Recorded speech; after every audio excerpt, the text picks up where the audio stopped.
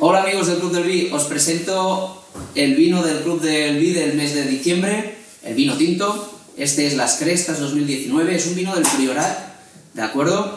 Y es un vino que nos parece fantástico para disfrutar ahora estas fechas, y en cualquier fecha, ¿vale?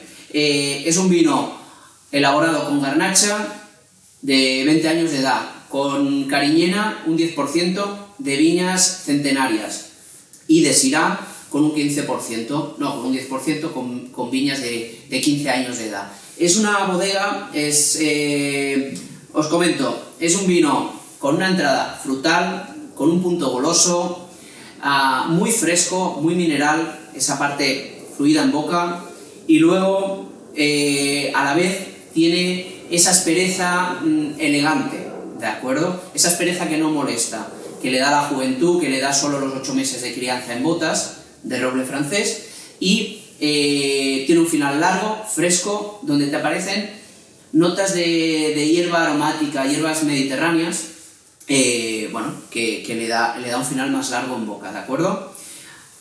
Sallé Mas Dos es la bodega, una bodega fundada en 1989, se encuentran en Pobuleda. Pobuleda es al norte del Priorat, tocando la Serra del Montsant, ¿de acuerdo? Y las viñas están en montaña, a 400 metros de altitud. Entonces se encuentra buena oscilación día-noche, que te aporta, digamos, una maduración lenta y te aporta también luego unos buenos aromas en el vino, ¿de acuerdo?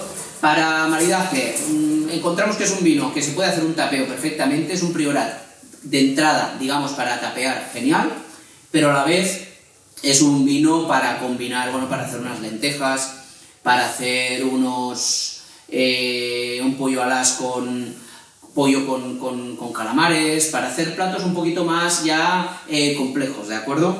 Y bueno, nada, esto es un poco la explicación del vino.